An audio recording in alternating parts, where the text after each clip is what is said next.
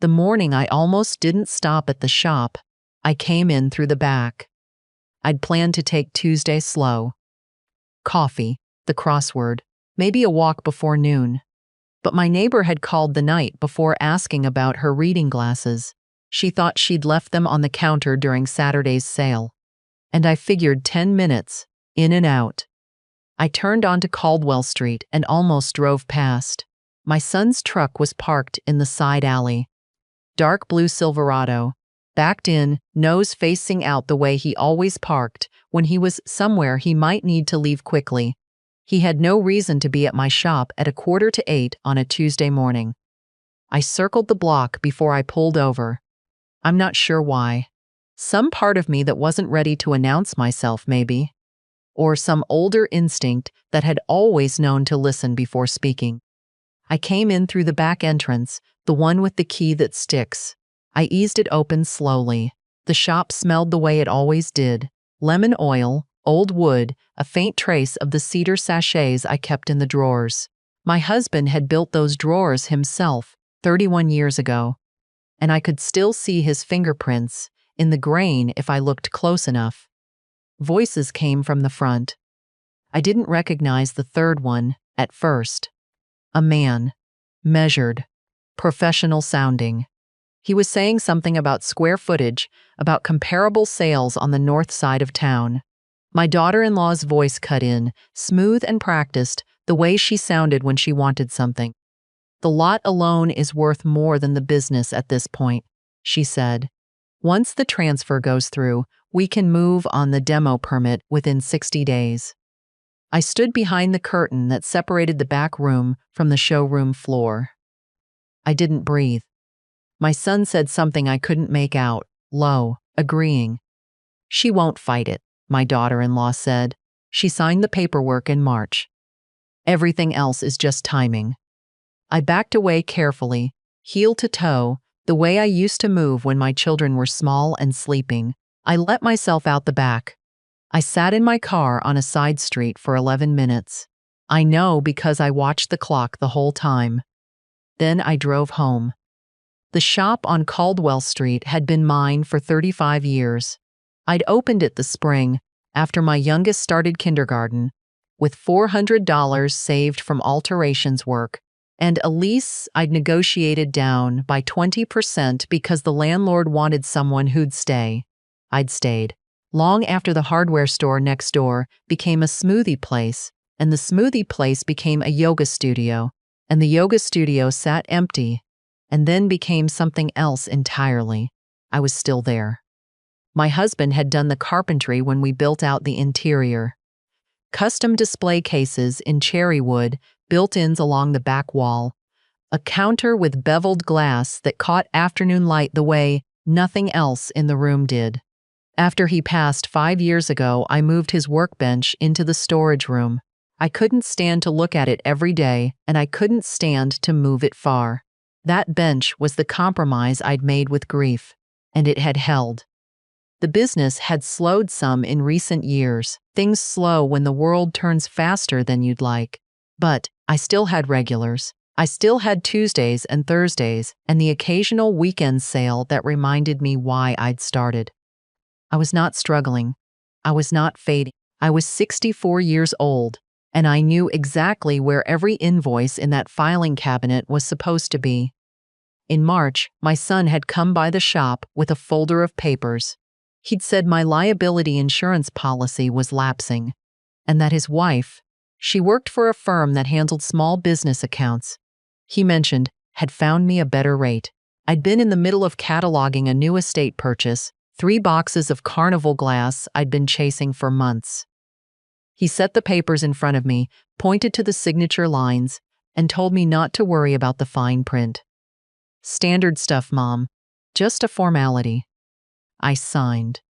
I thought about that folder every minute of the drive home. He came by that same afternoon. He brought a bag from the deli I liked and set it on the kitchen table with the ease of someone doing a kind thing. We talked about his kids, about the weather turning, about a movie he'd seen. He was relaxed in a way that took effort. His hands were still, but they moved too deliberately, like he was concentrating on keeping them that way. Before he left, he mentioned, offhand, almost an afterthought, that he'd been thinking about my long-term plan. Whether I'd given any thought to what happened to the shop if something happened to me. "You've worked hard enough. We just want to make sure you're protected." I smiled. I told him I appreciated that. After the door closed, I went to my desk. The March folder wasn't where I'd put it. I found it eventually tucked under a phone bill in the second drawer.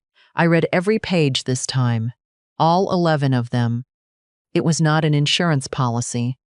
It was a durable power of attorney for business management, granting my son and his wife joint authority to manage, liquidate, or transfer business assets on my behalf in the event that I was unable to do so myself. The language around unable was carefully vague. It cited a health incident from the previous spring. The vertigo episodes I'd had in April, the ones my doctor had cleared and attributed to an inner ear issue that had since fully resolved. The document called them recurring cognitive and balance episodes of increasing concern. I set the folder down. I opened my laptop and logged into the business bank account. 3 transfers in the past 6 weeks, all under $600, all to something called Glenfield Advisory Services, LLC. The description on each one, management consulting. I had never authorized a single one of them. I didn't sleep that night. I sat with the folder and the laptop screen and a cup of tea I didn't drink, and I let the pieces settle into the shape they'd always been. My son asking, months ago, where I kept the original business registration documents. My daughter-in-law offering to help me organize the back office last winter, an offer I declined but hadn't thought twice about.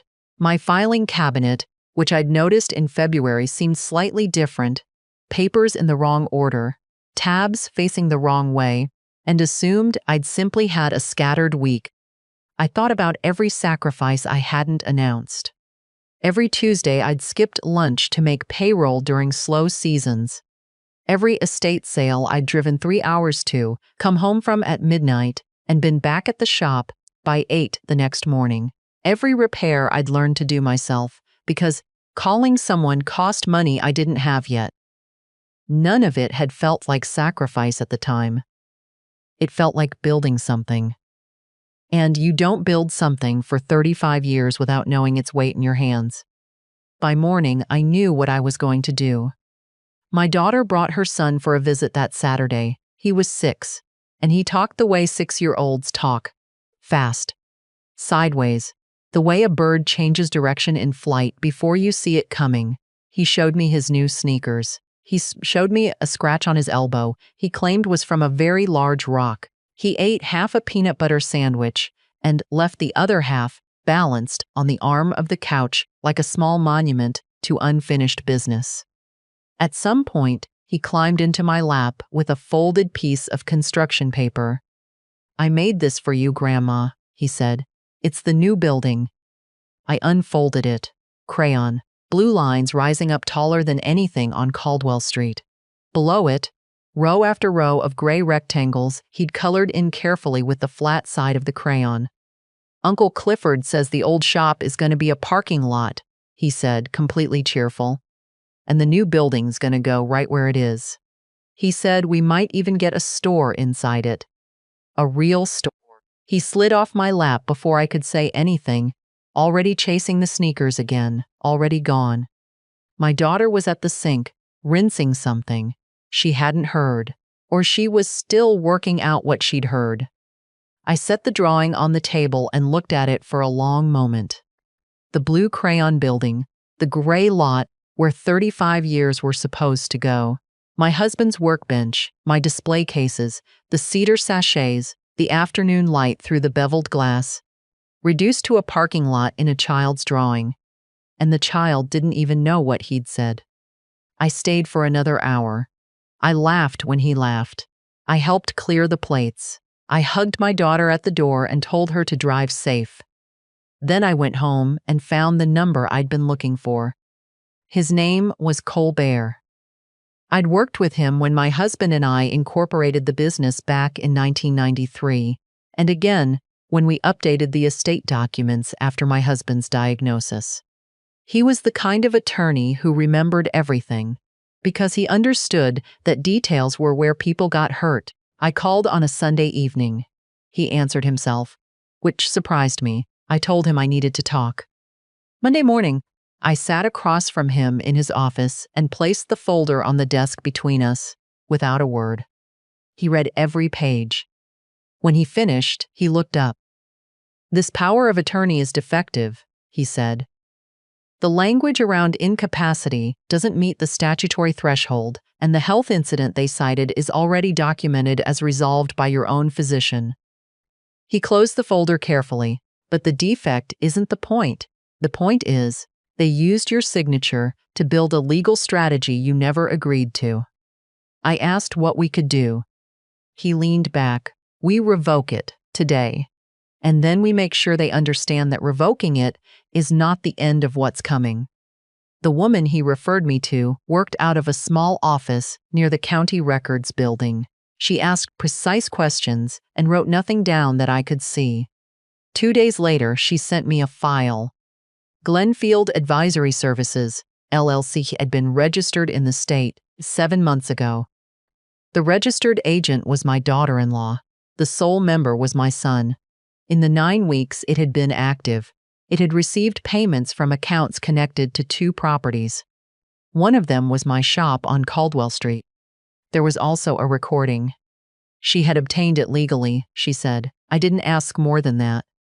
My daughter-in-law's voice came through a phone line, calm and unhurried, talking to someone whose responses I couldn't make out. "The health documentation is already there," she said. "The vertigo episodes, the missed appointment in February, it builds a picture. We don't need a formal declaration. We just need enough to show she isn't managing things the way she should be. The POA gives us the rest. By the time she understands what's happening, the appraisal will already be filed." A pause. "She's not going to push back," my daughter-in-law said. "She's not that kind of person." I stopped the recording. I sat in the dark office for a long time. Then I thought, she has never actually known what kind of person I am. I asked them to meet me at the shop. My son arrived first. He stood at the cherrywood counter in the good jacket he wore when he wanted to seem dependable, running his hand along the surface the way he had as a child when he was building up to asking for something. His wife came in behind him 2 minutes later. She looked around the showroom with the expression of someone doing math quietly in their head. I offered coffee. They sat. I stayed standing. We talked first about nothing. About his son's soccer schedule, about a trip they were considering, about the weather turning cold earlier than usual this year. They were patient about it. They thought they were waiting for me to raise something so they could redirect it. Finally, my son said he'd been hoping we could talk. About the future, about the shop, about whether I'd given any more thought to what he'd been gently suggesting these past few months. "I've given it quite a lot of thought," I said. I placed the revocation of power of attorney on the counter between us. Signed notarized, dated 4 days prior. Neither of them moved for a moment. "I've also had some questions," I said, "about Glenfield Advisory Services, and about the transfers from the business account over the past 6 weeks, and about a conversation recorded last week that I believe you'll both recognize." My son opened his mouth, closed it. My daughter-in-law looked at the revocation the way you look at something you were hoping would turn out to be something else. "My attorney has already filed a formal notification with the State Attorney General's office," I said. "Elder financial exploitation is a criminal matter in this state. I'm not sharing that to make a threat." I kept my voice level. "I'm sharing it because I want you both to understand that this conversation is the most generous version of what comes next." I picked up the revocation and slid it back into the folder. "I'll leave you to talk," I said.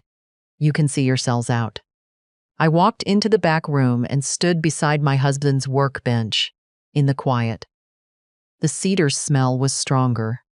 Back here, I put my hand on the edge of the bench and just stood there, not doing anything, listening to the sounds of the shop and the street outside and my own breathing until I heard the front door open. And then close. The formal proceedings took 3 weeks. Statements were given, account records reviewed, the physician's documentation obtained and filed. My attorney moved to recover the transferred funds. The LLC was dissolved by order of the court within 30 days of the complaint. My son retained his own attorney, and there were letters I didn't respond to personally and phone calls I didn't take. Through all of it, I said very little beyond what was legally required. There was a clarity in that, in knowing that the work was done and the talking had been done, and the rest was processed.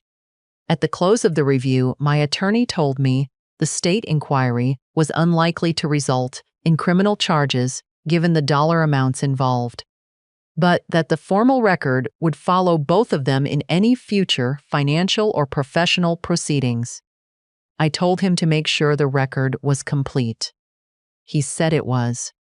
My daughter called on a Thursday evening, her voice careful and quiet. She'd found the filings online.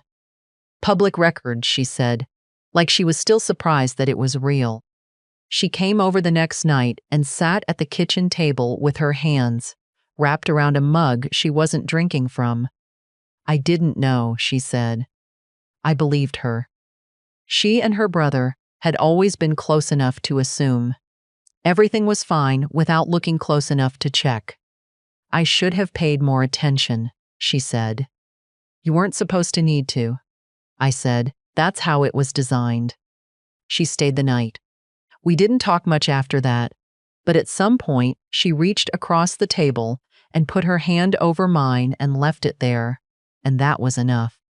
Before I went to bed, I looked in on her and saw her sitting on the edge of the mattress, arms folded, eyes open, working through something the way she'd always done. Quietly, entirely inside herself, she had her father's way of sitting with hard things until they settled. She looked like she was deciding what she believed now that one belief had been taken from her. I pulled the door softly closed and let her come to it in her own time.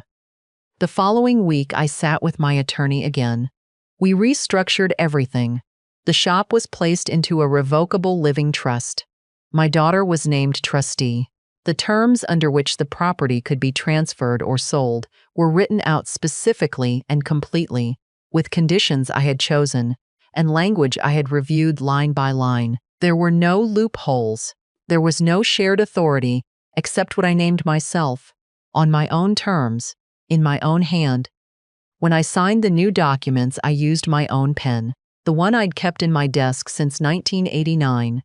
With the small crack in the barrel I'd always meant to have repaired, and never did. It still wrote cleanly. On the drive home, I stopped outside the shop for a few minutes. I didn't go in.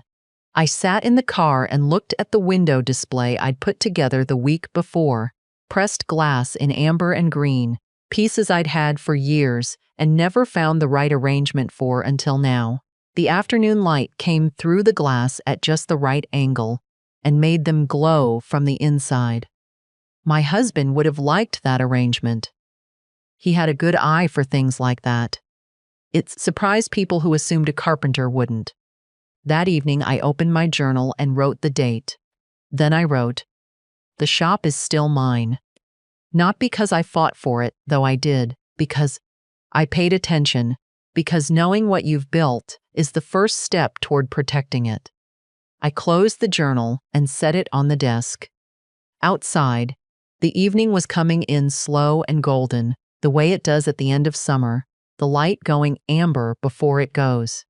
I walked out to the narrow strip of garden behind the house where I keep a few tomato plants and a rosemary bush that has survived every winter it had no business surviving. I sat down on the low stone bench at the edge of the path. The dirt was warm from the afternoon. The air smelled like green things and the end of a long day. I'd built a life here. Not a loud one, not the kind anyone would write about. A life made of early mornings and decisions kept and wood polished until you knew every mark on every surface. A life made of a husband who built things, and a daughter who worked things through quietly, and a grandson who drew buildings out of crayon lines without understanding what he'd said. I was not finished with any of it. The rosemary was doing well this year, better than it had any right to. I reached out and brushed my fingers through it, and then smelled those roses up, sharp and clear and certain. I sat there until the light was gone, not planning anything, not bracing for anything. Just staying in what I had protected and letting that be enough for tonight.